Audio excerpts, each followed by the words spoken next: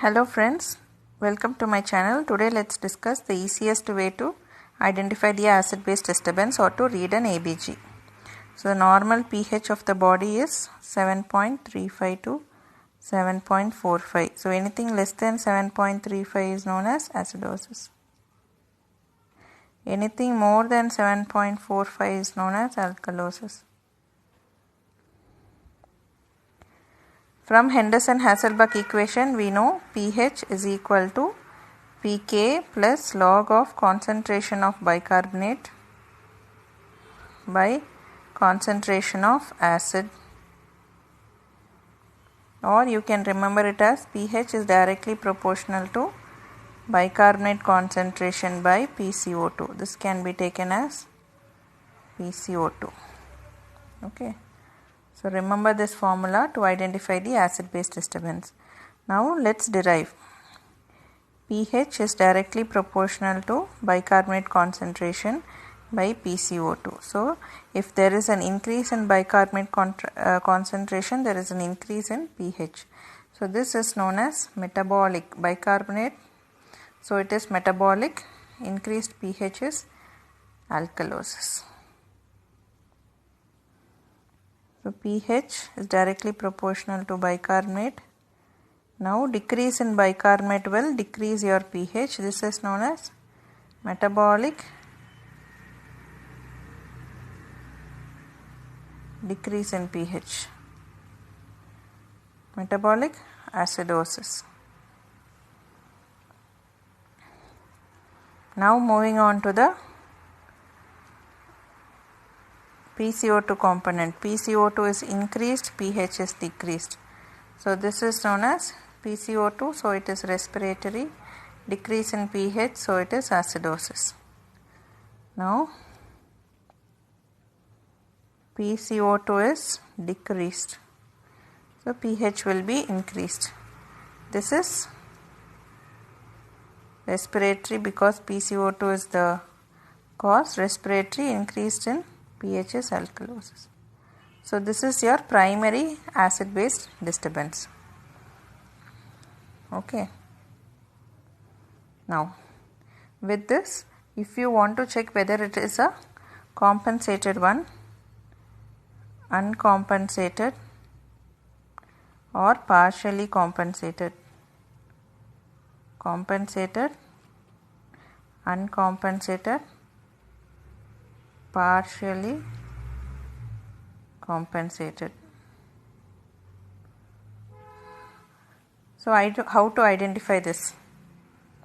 You will have to check the value of bicarbonate, PCO2 and pH. For example, take respiratory alkalosis. A decrease in PCO2 is causing your increase in pH. This is respiratory alkalosis.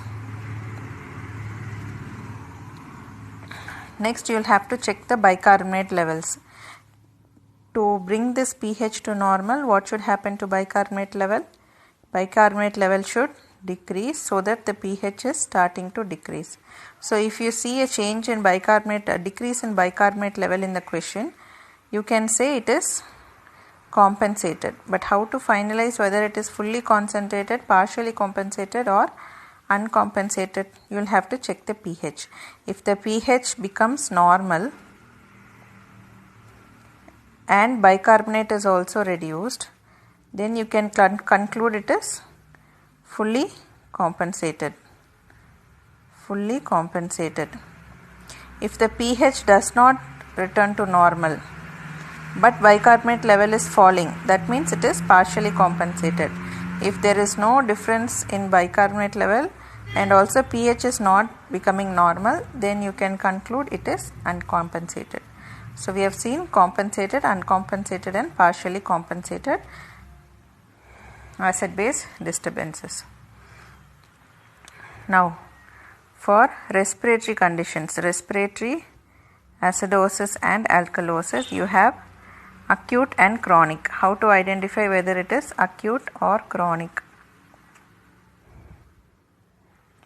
Acute respiratory acidosis.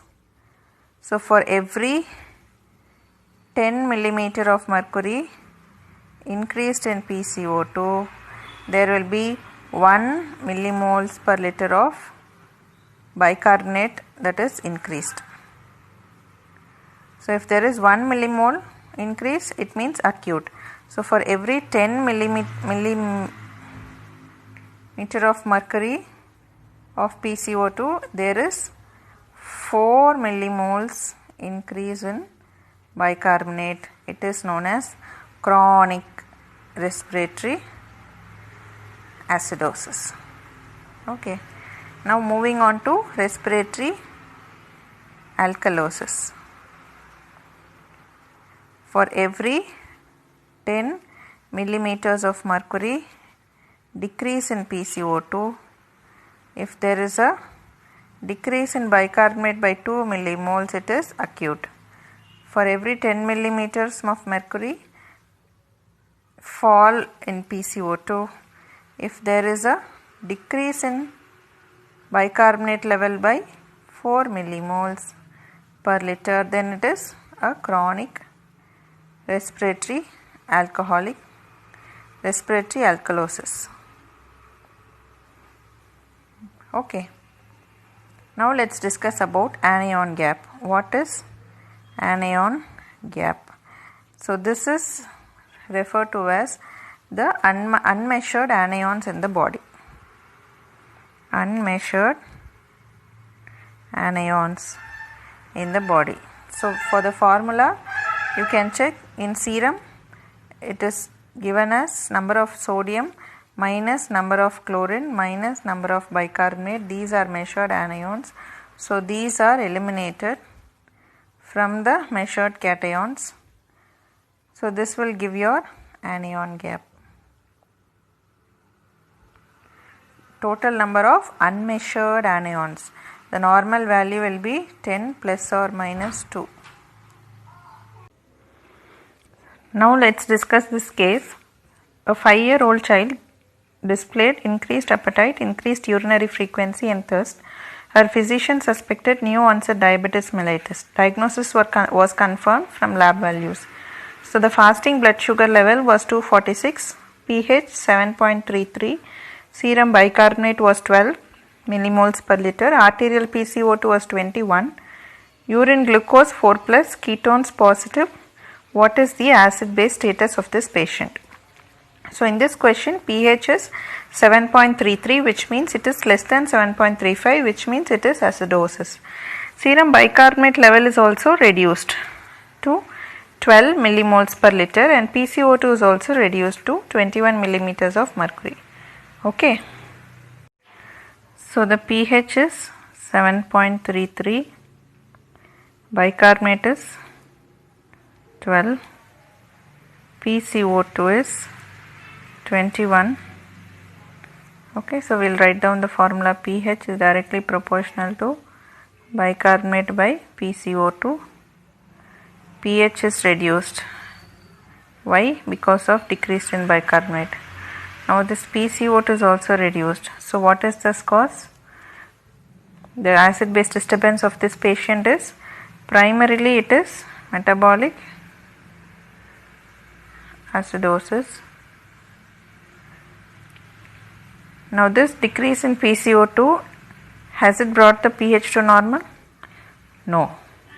So this PCO2 is trying to compensate, but it is not compensated.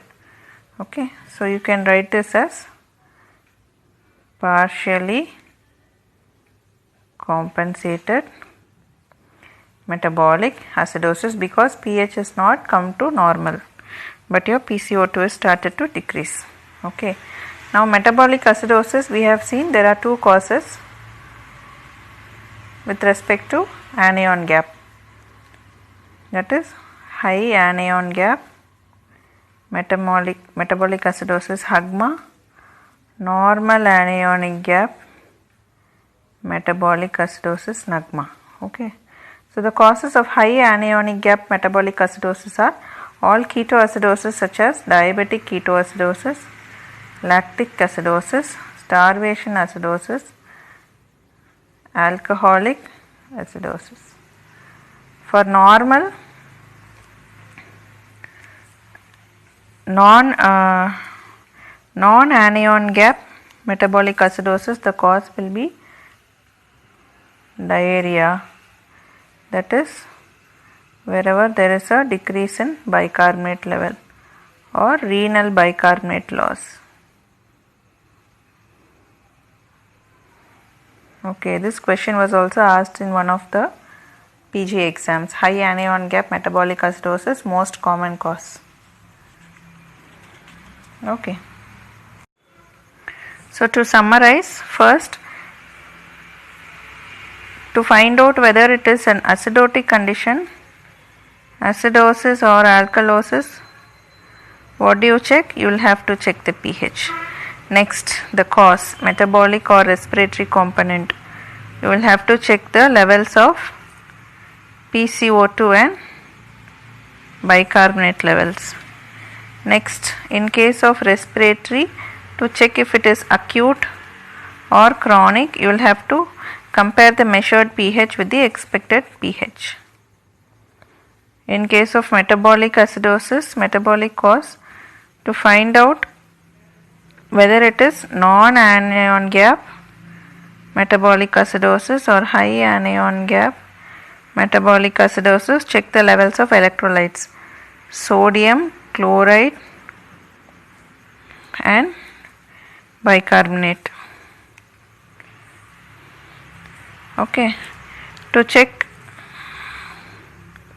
whether compensation has fully taken place or not, in case of metabolic acidosis and alkalosis, note down this formula. You will have to check the expected CO2.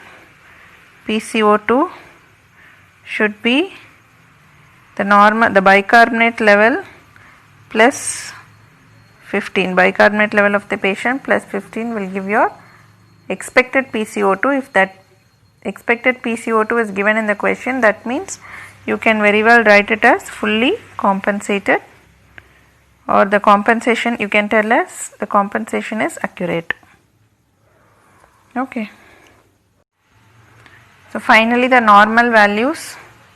Normal pH level is 7.35 to 7.45, 7.4 on an average. Normal bicarbonate level 22 to 26 millimoles per liter, average 24. PCO2 concentration 35 to 45 millimeters of mercury, on an average 40. Okay, with this you can compare and check, and the formula to check is pH is directly proportional to bicarbonate by PCO2 concentration. So this is the formula. Okay, hope you all understood. Thank you. If you have any doubts, you can put your doubts in the comment section below.